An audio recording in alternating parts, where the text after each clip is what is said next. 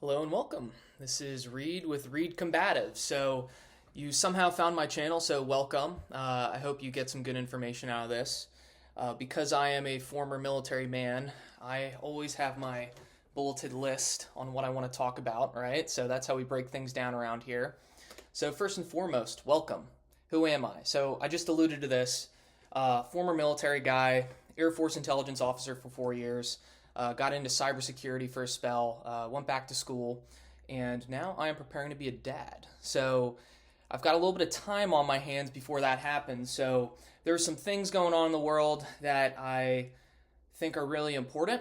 And the best way to go and address that is to be a prepared, responsible citizen, right? So I see a lot of content out there on YouTube, and when I watch that kind of content, I thought, what do I want to consume as a viewer? And I have a variety of hobbies: shooting, lifting weights, Brazilian Jiu Jitsu. And I thought, let's coalesce that all into one thing and hopefully get some good information out of there. So I'm just an average dude. I enjoy doing those three things, and I hope that you can kind of come along with me on this journey over the next few months. And I'm going to establish some goals in this video that I'm going to hold myself accountable to, and hopefully talk about training methodologies, a little bit more about my background. I'm trained as a project manager, and actually that was my area of focus when I was teaching cybersecurity principles, right? So IT project management. And so what is first, what doesn't get measured doesn't get improved, right? So we have to establish some SMART goals. So to the military guys, gals out there, you might have heard of SMART goals. Now, before I get into that, it's one of my bulleted lists.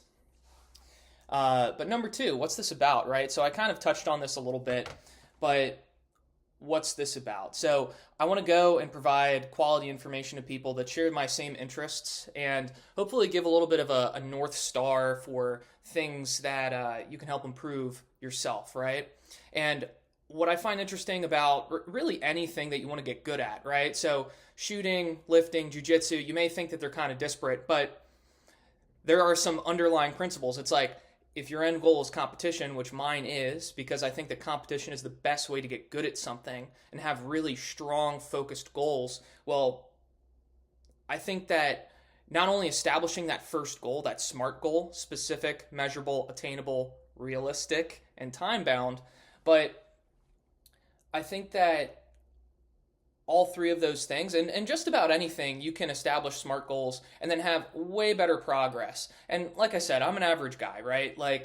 I like to do my best at things. I'm not the world's greatest athlete. I'm not pulling 4 times my body weight in the deadlift. I'm not a grandmaster, USPSA shooter.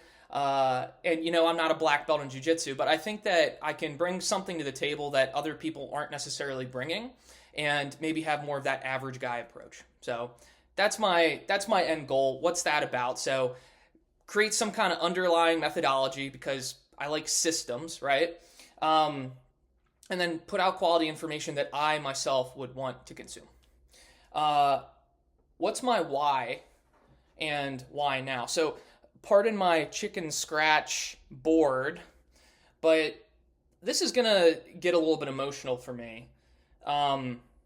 Why now? So I've been in a few situations where I wish that I was better prepared, namely in self-defense.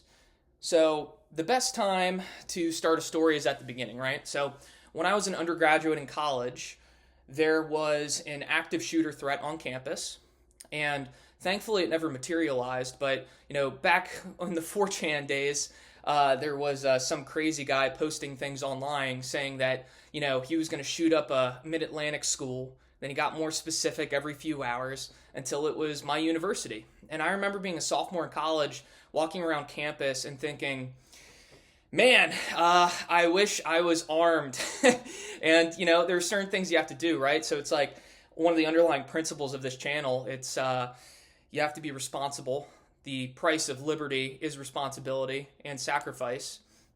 And I thought about that pretty hard, because I was an ROTC cadet, and I had to go to class. I had to go make sure that I was getting my training done, and that was pretty scary.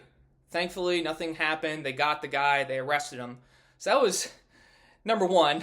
Number two, when I was active duty in the Air Force, I was stationed at Goodfellow Air Force Base because I was an intel guy. So I spent a year down in Texas, and halfway through my training course, another active shooter threat. Now, again, you're in the military. You have expectations that you could be in the line of danger, and that's acceptable.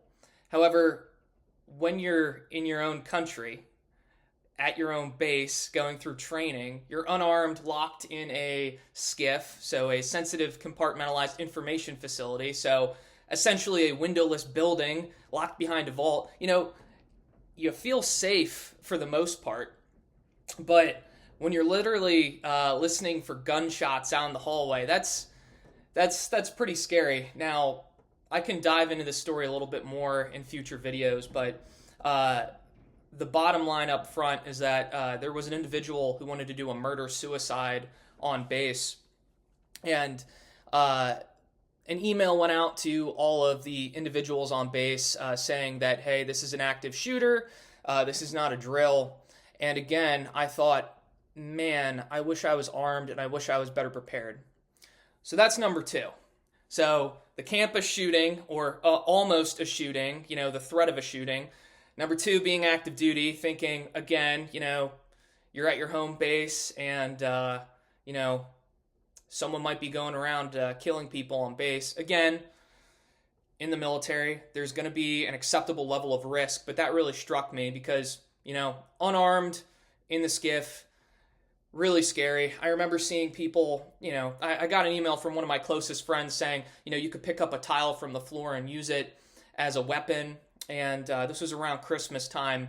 And I remember someone actually staged a Christmas tree as a weapon as well. So there are things where it's like, you need to plan ahead, right? And number three, during 2020, there was, of course, some social and civil problems in the United States. And where I was living, where I was stationed, Fort Meade, there were a lot of issues going around in that area as well. You're close to DC, you're close to Baltimore. We had an airman get jumped outside of the gate, and there were some political things said, and that really drove me to go and get my concealed carry permit. And there was actually a standing order on base that you weren't allowed to transit to or from Fort Meade in uniform. So again, you're in the United States. There's an acceptable level of risk as an airman, as an active duty member of the military. But to think that you're very close to the nation's capital and you can't fly your flag, you can't wear your uniform, that's a pretty scary thought. And so that really led me to going down the role of, led me to go down to competitive shooting, specifically USPSA, and getting my concealed carry permit. And that really kind of like refocused me on, getting as big and as strong as possible, doing jiu-jitsu, shooting. And number four, most recently in my hometown, there was another active shooting incident, or one that was prevented. And there was an individual who was from a foreign country, and this is under investigation from the FBI right now. So we don't understand the person's motives just yet, but we can make some assumptions and also, take educated guesses at what the motives might be, right? But what we do know is that this individual was stockpiling weaponry, and they had a plan to go out and commit a mass shooting in my hometown. And we are so lucky. We are so lucky that didn't happen. Let me tell you what. And the only reason why this individual was stopped is that there was a beat cop going around town. He did a traffic stop on this individual. He had body armor. He had an illegal Glock handgun. He had a switch. He had 4 extended magazines, which are illegal in my home state, which I'm not going to touch on the legality and illegality of extended magazines and switches and all that stuff. I'm very pro 2A. But when that individual has schematics and plans of your former university, police department, and they know when the shift is going to change with the police department, and they're planning and have a targeted list of individuals, and they want to go out and shoot up the main street of your hometown, it really makes you think, right? Like, so I consider myself to be extremely lucky, and I'm not trying to be hyperbolic in any way, but I think it's more important to be prepared than any other time, at least in my living, memory, right? But to rehash, right? So 4 points on why I think that this is the proper time to just get a little bit more focused, get a little bit more prepared. And first, being an undergrad student where, active shooting threat could have happened. Number 2, being active duty military, another active shooting threat. Thankfully, nothing happened. Number 3, people in uniform in the United States getting jumped for political reasons. And number 4, thankfully, another active shooting threat thwarted by the skin of our teeth, right? So that has kind of made me reassess like how much I should be focused on training for self-defense with firearms, with fitness, with combatives in general. And that's why my channel is called Read Combatives. And I hope that other people are also, aware and conscious of what's going on. And if I can help guide other people to being just a little bit more prepared, I think that I would be successful in that way then. So I'm not going to touch on all of my goals right now, but number 4, SMART goals, right? So SMART, specific, measurable, attainable, realistic, time-bound, right? So that which does not get measured does not get improved. So if you're going to say, set a goal for lifting, because this is pretty easy to say, something that's SMART, specific. I want to do pull-ups, right? Measurable. How many repetitions, full range of motion can you hit with your pull-ups? Attainable. Now, if I'm sitting at 15 pull-ups in one set to failure, well, if I want to hit 20 pull-ups, I think that that's a reasonable goal. Now, if I want to go from 15 to 20 pull-ups, if you don't have a time-bound measurement, then what's the point, right? So, for me at least, I want to be able to hit 20 pull-ups in a row. It's almost the start of 2026. So, we'll say April 1st. Now, I say, not a very specific date, which I'll get into this in a little bit, but my wife and I are going to be welcoming our daughter into the world, our first child, in about 2 months. So things are going to be really exciting around here in the household, but, it kind of also leads into some other things, right? So it's like, as a new dad, how is your training schedule going to look? But, if things are important to you and you realize, like, hey, I just described 4 instances where I wish I was better prepared and more ready to take on a threat. If you have an infant and and your wife, well, if you can't run, if you can't hide, then what's your last option? It's to fight. Now, obviously, you have to do that legally. You have to be responsible with how you're going about things, but, that's my conclusion. You have to be able to protect your family and be responsible while doing it. So, more so for, I'll just take that lifting thing, right? So I've got my props. I've got my lifting belt here, so we're going to do some other future videos about this stuff and break it down over the next year. But for jiu-jitsu specifically, right? So I've been training for about 5 years and I'm a blue belt. I've done 3 competitions. I would like to compete at least once this upcoming year. And I really want to get my purple belt by the end of the year. So that's a little bit out of my control because, it comes down to the discretion of your coach. But, I think that I'm probably closer than further away.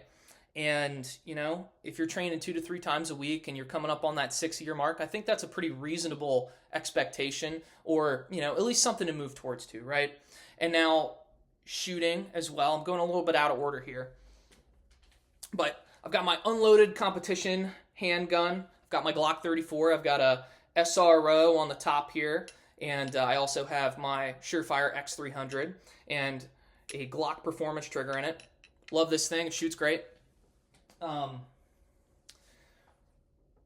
I've been trying to compete more consistently. There is a local range with a defensive pistol league, and I want to shoot as often as possible. Again, not necessarily a smart goal, but we're going to flesh these things out a little bit more in the future here. And two other things that I think would probably be more interesting. So, right, I've got my YouTube bullet, I've got my fatherhood bullet. So, YouTube. As it stands, I've got 15 subscribers. I would love to have 1,000 subscribers by the end of the year. We'll see how that goes, right? But what I can control more realistically is if I upload one short and one long form content every single week or every other week, I'd be really happy with that. And, you know, with everything, iterative and incremental improvement. So it's better to get started now and have a good product than to wait too long and have a perfect product later. Because who knows what happens at that point, right? So I realize that hopefully, and I will do my best, the videos on this channel will get better and better. And past that point, we're gonna see how it goes and have a consistent upload schedule to get content out that I think is important. And number 9, fatherhood. So, you know, again, having a baby, first baby ever, and I'm really excited. So I'm sure the lack of sleep will affect some of my activities, but we're going to play it by ear and adjust things on the fly when we need to. But before I go, 2 recommendations for books just on general training fundamentals. The first for lifting. Practical Programming for Strength Training by Mark Ripito. I've read this 2 times. Excellent reference for entry-level linear programming for someone who hasn't been lifting. I think it's outstanding. Very simple, and that's why it works. You train a little bit harder every single time and, you know, focus on compound lifts with barbell movements. Excellent. I'm still working through this, but on the shooting front, Practical Shooting by Ben Steger. Hopefully I'm saying that correctly. I've got his sticker on the back of my laptop right now. And Joel Park, I should also say. But still working through that, getting better, trying to dry fire every single day, work on my handgun and rifle fundamentals every single day. And, you know, hopefully never need to use those kinds of skills, but I'd rather be prepared than to not be prepared, especially after my recent story time there. But that's a little bit of what I'm trying to accomplish over the next year. So it's December 2025. We'll make another video in December 2026. And be on the lookout for more updates about lifting, shooting, and Brazilian Jiu-Jitsu. And I'll try to keep a consistent upload schedule. But anyway, I really appreciate your time. If you're interested in what I'm trying to do here, I'd really appreciate a subscription. If you subscribe, if you like the video, I would genuinely appreciate it. And until next time, thank you so much.